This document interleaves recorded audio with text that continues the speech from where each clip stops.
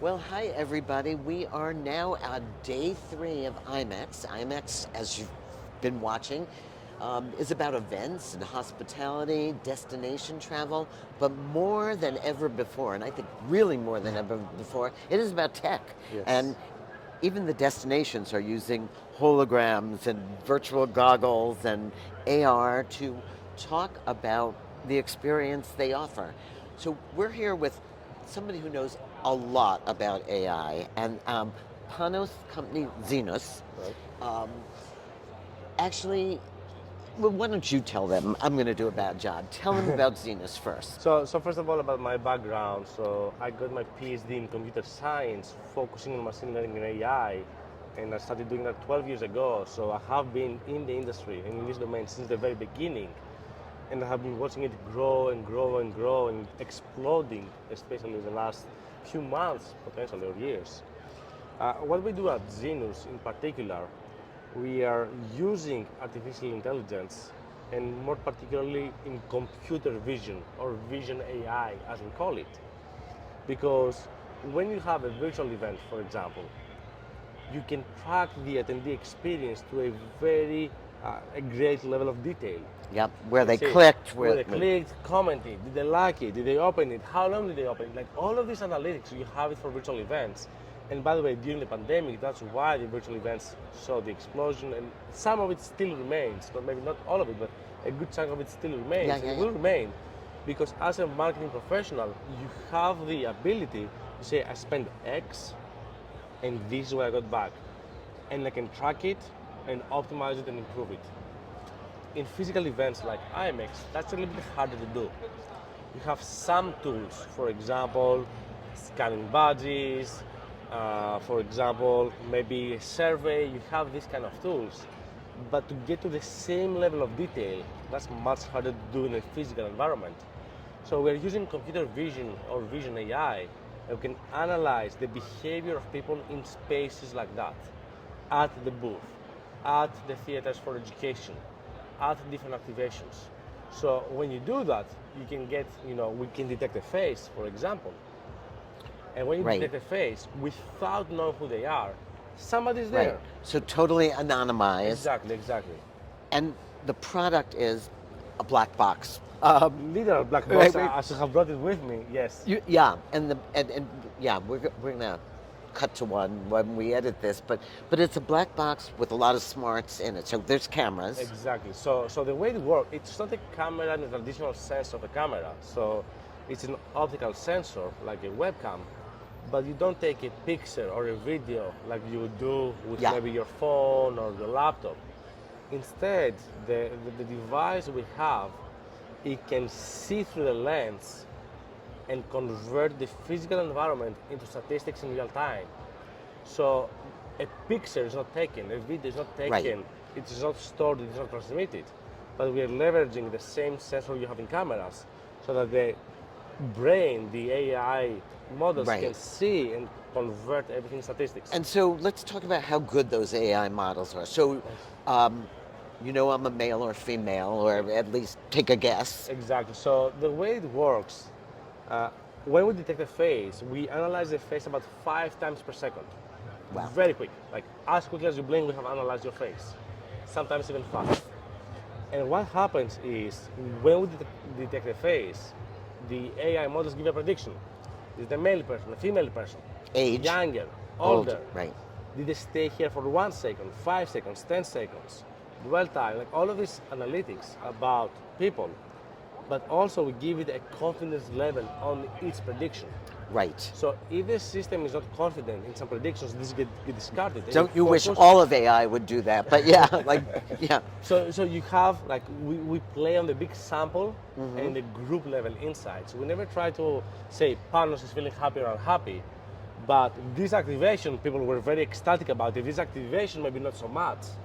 So And when different hours. I mean, I know you can exactly, analyze, oh, yeah. was there traffic at a booth or an experience, and when did it happen? So you might transfer that to changing digital signage and Everything. So, for example, we've done so many deployments, and one of our partners, Freeman, they have been pushing it very strongly in the industry. And we did a deployment, and we saw that the digital signage, but just by changing the font size, you would change the stop rate just by changing the Yeah. font size. Yeah. Because, yeah, so you can start measuring and improving in real time. And we're hearing that across the show, changing a word. Change, if somebody told us from changing take my survey to give us advice, just little different and things that data can help inform. So, and I think, are you finding people using it in surprising ways? I think Freeman uses it to actually use up badging facial recognition, or no? No, they No, do not. They no. only use the ethical facial analysis, which does not Not. identify people. Got it. There's no personally identifiable Right. information involved. We do find lots of different use cases. For example, a very big brand is an exhibitor, and they are doing 70 exhibitions per year. And what they said was, we want to retain and increase our budget, but on fewer shows. We want to go bigger on fewer shows. And how are we going to choose the shows for us? Well, we want to use the technology for a year on all of them, measure, and then for the following year, we're going to select which ones. That's one way, which is very interesting. Another thing we have seen that is very interesting. So the device, let's say you have a camera in the corner, you can see traffic inside the booth and on the aisle. Okay. Yeah. So you want to see, the demographics on the aisle. Are they the same with the demographics inside the booth? Or are we inclusive? Or are we attracting different demographics in a biased way because maybe our branding or our activations, they have a bias that we don't know about? Right. And we've seen cases that some brands discovered it and they had to fix the layout and stuff. And since we talked a year ago, so Yeah. are you working on larger language models, or what are you doing more teaching in the background? I mean, So the first thing that we have been doing a lot is education. We took all of the case studies from the first year, and right now we're just doing more and more of that, because a lot of people, they don't know it is even possible. no, and they're a Especially- little creepy, right? Especially with security and privacy protections we have built into the product. And when you educate them, they say, oh, that makes sense. Actually, CCTV is way more intrusive. A badge can be more intrusive. This is completely anonymous. So we do a lot of education. That's the first part.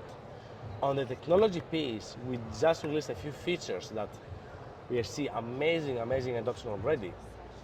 One of them is, as we discussed, the technology is anonymous. We don't identify people. So if somebody walks by in here and their face get covered and then they come back into the field of view and then again, we were capturing it as separate impressions because you don't identify the person. So if you get lost from the field of view, it was another impression. So it was an artificially inflating the numbers. But we knew we would always communicate it that this is an A to B comparison. But our engineering team, our amazing engineering team, was able to create models to consolidate these impressions and predict and estimate the unique traffic. And not just that, we can also estimate if somebody's staying in the booth the whole day, that's most likely a staff member. Remove it from the data so we don't bias the data. And do you get the effect of multiple booths? I mean, because certainly you have a personal journey through a show like this or a show like any other, but that will take multiple Zenuses and different. So right now we can do it on each booth individually. So a lot of the time we work with the exhibitor directly, but then the organizers, they say, hey, you know what? I want to be able to filter some of the information. I don't want an exhibitor to be upset and me not knowing about it. So we started working with the organizers to distribute the technology to the exhibitors, or to the exhibitors directly, and then you can start pulling data together. Because if you have that somebody scanned their badges here, and then at the other booth, and then you have the statistics, you can start piecing things What are together. they doing that I'm not Exactly. doing?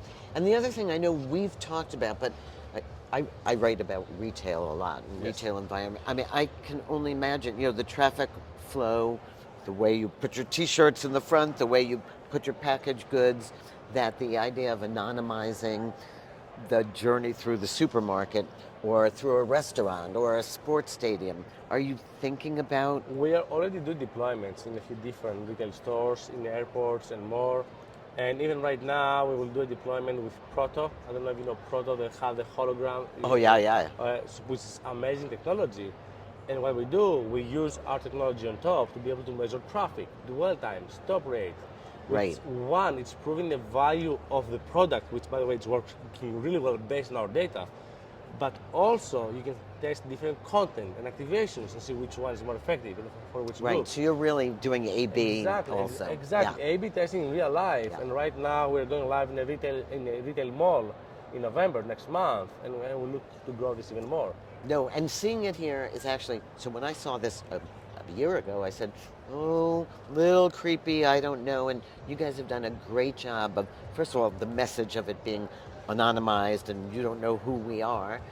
And second, the idea, you're seeing is believing. Like we're Exactly. seeing tremendous adoption by all sorts of companies. Like here at IMEX, we have like dozens and dozens of devices installed. And the very interesting thing that happened was, this is the third event we're doing with IMEX. We did a very nice podcast with Oli Bailey from the IMEX team and more.